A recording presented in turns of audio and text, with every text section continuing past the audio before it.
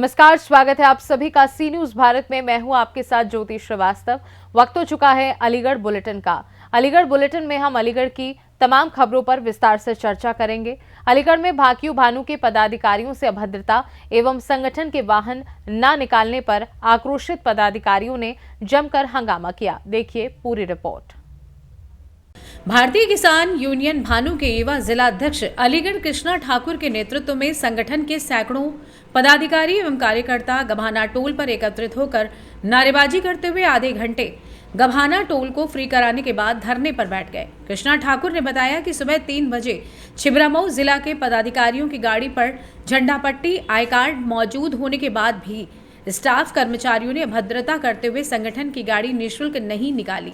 जानकारी मिलने पर आक्रोशित भाकियू भानु अलीगढ़ के पदाधिकारी युवा जिला अध्यक्ष कृष्णा ठाकुर के नेतृत्व में गभाना टोल पर एकत्रित हो गए और आधे घंटे टोल को फ्री कराने के बाद नारेबाजी करते हुए धरने पर बैठ गए। मौके पर पहुंचे इंस्पेक्टर गभाना ने समझाने का प्रयास किया, लेकिन पदाधिकारी दोषी टोल कर्मचारियों पर कार्रवाई की मांग करते रहे। इस दौरान प्रोजेक्ट मैनेजर विनेश सिंह ने युवा जिला अध्यक्ष कृष्णा ठाकुर से फोन के माध्यम से 4-5 दिन में लिखित में कार्रवाई का आश्वासन देने के बाद धरना प्रदर्शन स्थगित किया। धरना प्रदर्शन 4 घंटे तक चला। इस दौरान राष्ट्रीय संगठन मंत्री ओमपाल सिंह, जिला अध्यक्ष महिला मोर्चा लता अग्रवाल, तहसील अध्यक्ष गभाना दीपक ठाकुर, ब्लॉक अध्यक्ष लोधा राजकुमार सिंह, डॉली चौधरी, लाल सिंह, डॉक्टर शिवम जादौन, प्रदेश मीडिया प्रभारी सुमित ठाकुर, गोविल जादौन, मनोज मित्तल, आकाश अग्रवाल, डॉक्टर बलजीत चौधरी, विजय सिंह, सुरेंद्र चौधरी, हिमांशु पंडित, राहुल शर्मा, वीरपाल सिंह, केतन शर्मा, रोहित सिंह, भूरा सिंह, सुधीर ठाकुर, अमीना बेगम, देवेंद्री चौधरी, मंजूरानी, मंजूलता, हेमलता, राजेश कुमार, कृष्णकांत शर्मा, संदीप ठाकुर, सुमित, हरि द्विवेदी, दीपांशु सिंह, अवतार सिंह, राकेश सिंह, विजय सिंह, शेखर प्रधान, पिंटू शर्मा, सुनील, सिवी चौधरी, योगेश सिंह आदि मौजूद रहे। अलीगढ़ से सी न्यूज संवाददाता संजीव शर्मा की रिपोर्ट। अलीगढ़ में नवागत जिलाधिकारी संजीव रंजन ने जिलाधिकारी पद का कार्यभार ग्रहण करने के उपरांत प्रशासनिक अधिकारियों से परिचय प्राप्त किया। देखिए ये रिपोर्ट। अलीगढ़ में नवागत जिलाधिकारी संजीव रंजन द्वारा सोमवार सायं जनपद कोषागार में जिलाधिकारी के पद का कार्यभार ग्रहण करने के उपरांत प्रशासनिक अधिकारियों से परिचय प्राप्त किया गया। प्रारंभ में जिलाधिकारी ने कोषागार पहुंचकर मान प्रणाम ग्रहण किया। कार्यभार ग्रहण करने के पश्चात नवागत जिलाधिकारी ने कलेक्ट्रेट स्थित कार्यालय पहुंचकर कहा कि शासन की योजनाओं एवं विकास कार्यों को धरातल पर लागू करने के साथ ही कानून व्यवस्था उनकी प्राथमिकता में शामिल रहेगी।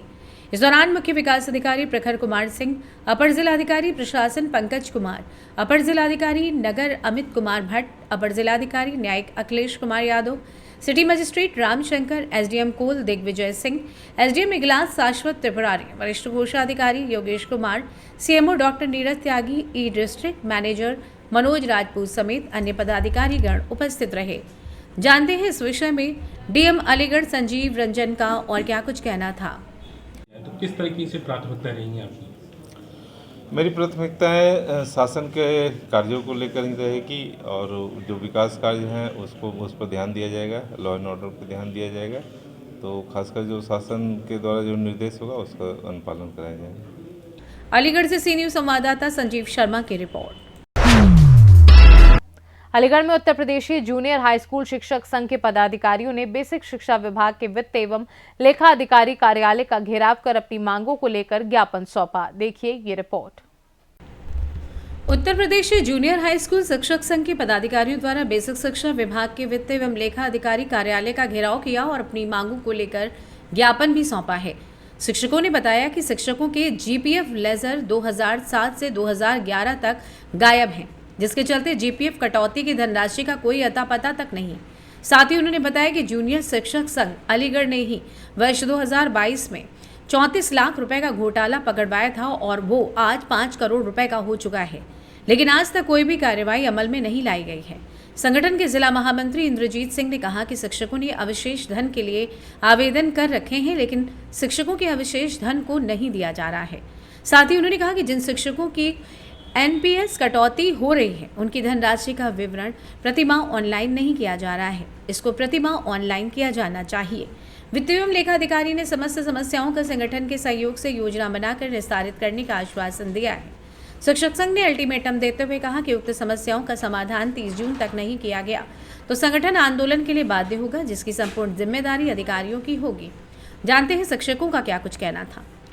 किसी की भी लेखा पासबुक कंप्लीट नहीं है, लेखा पर्ची भी किसी को नहीं दी जाती है। उस के लिए हमने कई बार इन लोगों को अल्टीमेटम दिया कि हमारे सभी शिक्षकों के जो है लेज़र कंप्लीट कर लिए जाएं। उसके बावजूद भी ये सुनने को तैयार नहीं थे। इसके लिए आज हमने जो है लेखाधिकारी महोदय का घेराव किया है। अगर उन्होंने हमको जून तक का टाइम दिया है, अगर जून तक लेज़र कंप्लीट नहीं होते हैं तो जुलाई में हम पूरे ऑफिस का फिर घेराव करेंगे। देखिए, वित्तीय अनियमितताएं पहले भी थी और घोटाला पहले भी उजागर हुआ था, तब से लेकर अभी तक वही चाल बेढंगी जो पहले थी वो आज भी है। तो क्या कमी मानते हैं इसमें? हम इसमें मेनली जो है अधिकारियों की ही कमी मानते हैं। उन्होंने अब तक हमारे बार बार निवेदन करने के बावजूद भी, बार बार इनको संज्ञान देने के बावजूद भी, बार बार ज्ञापन देने के बावजूद भी इन्होंने अब तक संज्ञान क्यों नहीं लिए। और इन्होंने संज्ञान, कहना है कि काम का लोड ज़्यादा है। अगर काम का लोड ज़्यादा है तो फिर शासन से आप मांग करिए ना कि आप जो है हमको और लिपिक दीजिए। हम लोगों ने यहाँ पर जो है एडी पेंशनर्स की भी मांग की है। एडी पेंशनर्स की मांग हमने इसलिए की है कि हमारी सारी फाइल इतना पुराना मंडल बना हुआ हो गया, उसके बावजूद भी हमारी सारी पेंशनर्स की फाइल आगरा जाती हैं। उसके बावजूद भी वहाँ पे कुछ जिसका पैसा पहुँच जाता है उसका तो सही होके आ जाता है, जिसका पैसा नहीं पहुँचता है उसका ख़राब होके आती है, फिर वो महीनों चक्कर लगाता है। इसी तरह से एक डबराल सिंह जी हैं, उनकी माता जी का निधन हो गया, वो शिक्षा विभाग में थी। जनवरी 2024 में उनकी फाइल आई हुई है, उसके बावजूद भी अभी तक ये मान लीजिए उनका कोई काम नहीं हुआ। बीएससी ऑफिस में फाइल दबा के रखी गई, उसके बाद में लेखा में फाइल दबा के रखी गई। जब शिक्षक संघ ने संज्ञान लिया उसके बाद में आज ये धरना प्रदर्शन और हम जो घेराव करने के लिए शिक्षक हैं जिनसे इस तरह की मांग की गई है पैसे की?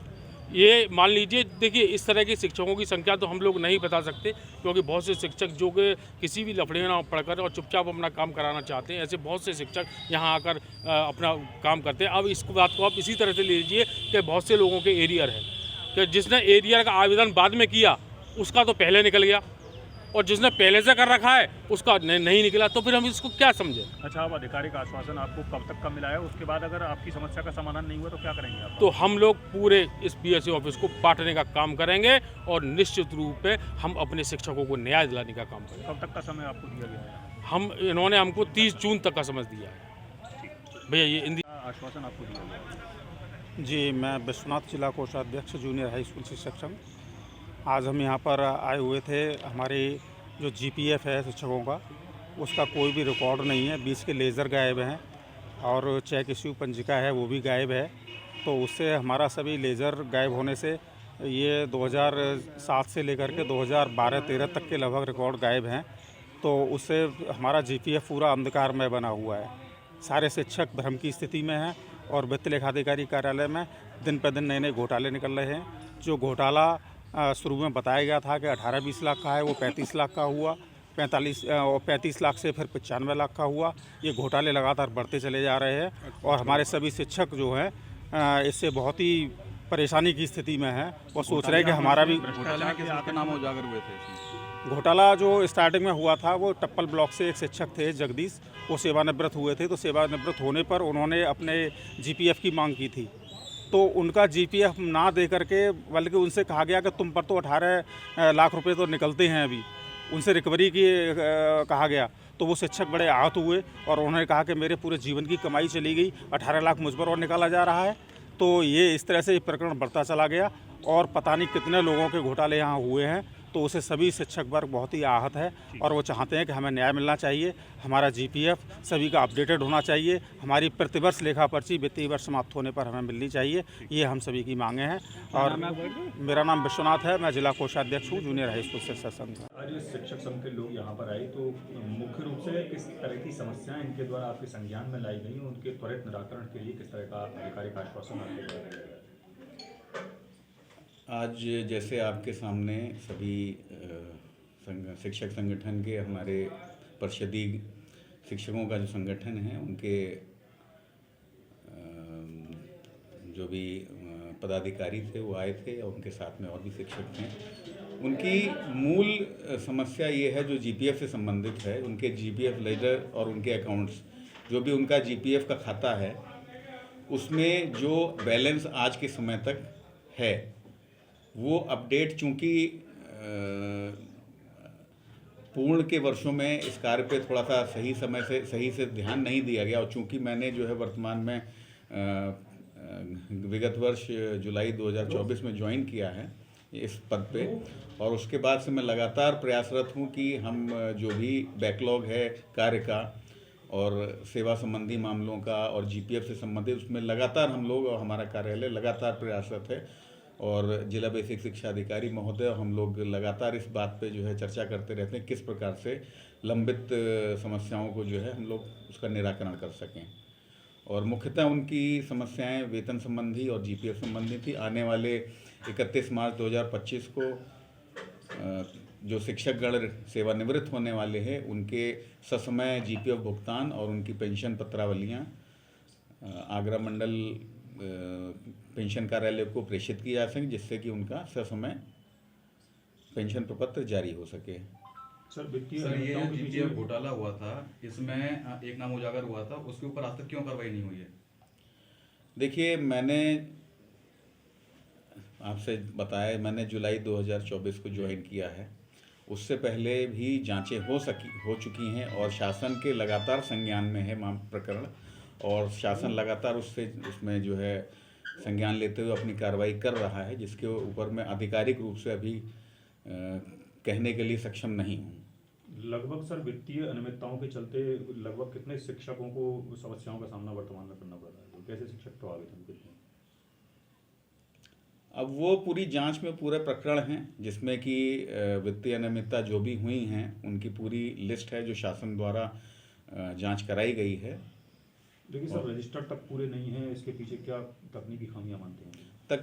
तकनीकी खामियां आप ये समझे कि चूँकि कार्यालय में जो भी कर्मचारी हैं वो जितने होने चाहिए स्वीकृत पदों के सापेक्ष उतने कर्मचारी कार्यरत नहीं हैं, और लेजर का कार्य मैनुअल कार्य है, लगातार एक बैलेंस मिलाने के लिए समय भी चाहिए होता है, कर्मचारी भी चाहिए होता है, और आप इस चीज़ को समझ सकते हैं। और बाकी हम लोग लगातार प्रयास कर रहे हैं, जैसा कि हमने वार्ता में अभी शिक्षक संघ से हम लोगों ने वार्ता करी कि इसके ऊपर एक चरणबद्ध तरीके से हम लोग इस पर एक रणनीति तैयार करके इस पर कार्रवाई को जो है पूरा करें। तो सर, इस अनसुलझी हुई गुत्थी को जो है आखिर कब तक सुलझा पाएगा जो है शिक्षा विभाग? अब इसके बहुत सारे जो आपके भी संज्ञान में होगा, मेरे से पूर्व में भी आपके संज्ञान में होगा कि ये प्रकरण जो है शासन के संज्ञान में है, उनके शासन द्वारा इसकी पे कार्रवाई प्रचलित है। उनके अंतिम निर्देशों के क्रम में जो भी निर्देश प्राप्त होंगे वही कार्रवाई की जाएगी, और अपनी तरफ से लेजर और अकाउंट्स को अपडेट करने के लिए हम लोग सदैव तत्पर हैं, प्रयासरत हैं, जिससे कि शिक्षकों के हित में सारे कार्य को समय पूरा किया जा सके। अलीगढ़ से सी न्यूज़ संवाददाता संजीव शर्मा की रिपोर्ट। अलीगढ़ में जेसीआई शाइन का साल का पहला प्रोग्राम महाकुंभ को ध्यान में रखते हुए आयोजित किया गया। देखिए ये रिपोर्ट। जेसीआई अलीगढ़ शाइन का साल का पहला प्रोग्राम महाकुंभ को ध्यान में रखते हुए आयोजित किया गया है। इस प्रोग्राम की थीम है शाइन का महाकुंभ, जिसे आयोजित किया प्रीति निधि ऋतु माहेश्वरी ने। इस प्रोग्राम की मुख्य अतिथि शहर विधायक मुक्ता राजा ही रही, जिनके साथ अध्यक्षा जेसी नम्रता अग्रवाल, फाउंडर जेसी शिखा अग्रवाल, आईपीपी जेसी अल्पा गुप्ता, सचिव जेसी कीर्ति अग्रवाल, कोषाध्यक्ष जेसी शिखा अग्रवाल के द्वारा दीप प्रज्वलन करके कार्यक्रम की शुरुआत की गई। इस कार्यक्रम में बहुत से गेम हुए, जिनमें शाइन, अमृत कलश और तंबोला भी खिलाया गया।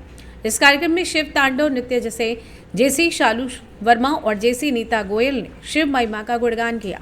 महासंगम का दृश्य जेसी शीतल वाजपेयी, जेसी अग्रवाल, जेसी चारू जैन ने नृत्य करके 4 चांद लगाए।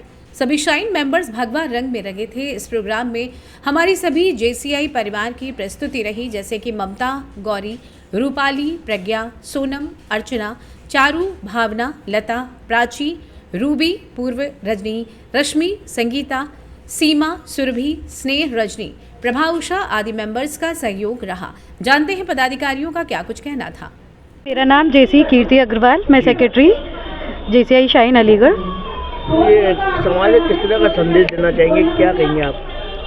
हमारा आज शाइन में महाकुंभ का प्रोग्राम किया गया है, जिससे हम समाज में और सभी साथियों को महाकुंभ में जाने के लिए और अपनी आस्था के लिए सबको प्रोत्साहित करना चाहते हैं, जिससे कि आने वाले समाज का पतन ना हो और भक्ति भावना सब में बनी रहे और सभी लोग कुंभ नहाने जाएं, कुंभ का आनंद उठाएं, जिसके लिए हमने आज ये महाकुंभ का संगम प्रोग्राम किया है। क्या गया, कहाँ पर क्या गया, क्या कहेंगे आप? JCI अलीगढ़ शाइन मतलब जूनियर चेंबर इंटरनेशनल, ये हमारी संस्था है।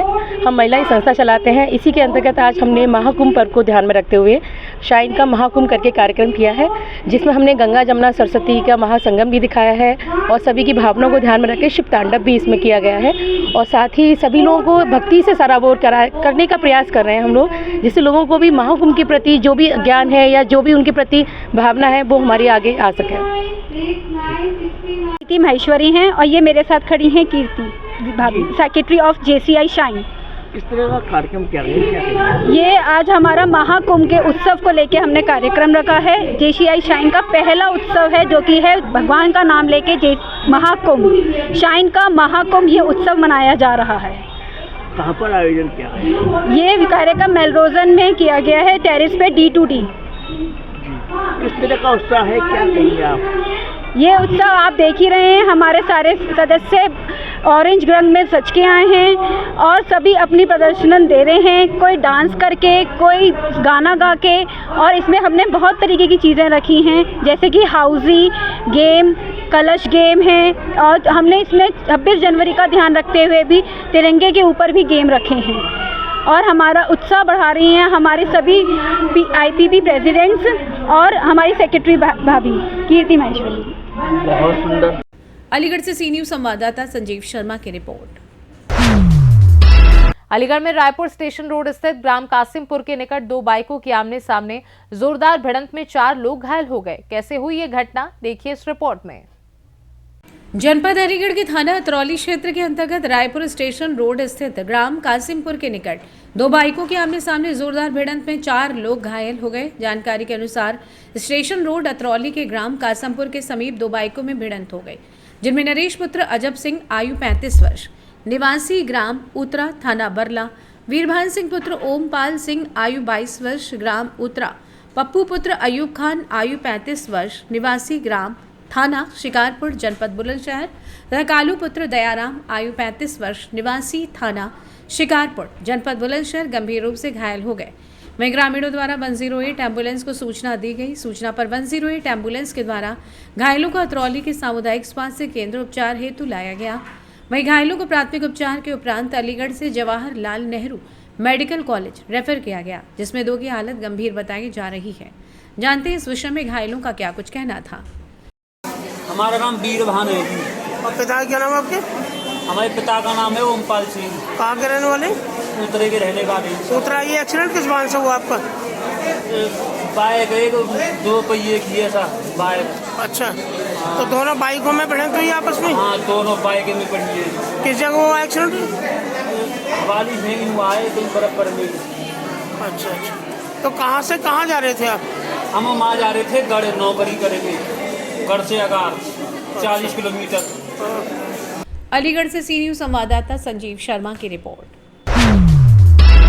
अलीगढ़ में कांग्रेस सांसद राहुल गांधी के द्वारा देश को तोड़ने की बात कहने को लेकर थाना क्वारसी में मुकदमा पंजीकृत करते हुए कार्यवाही की मांग की गई। क्या है पूरा मामला, देखिए इस रिपोर्ट में।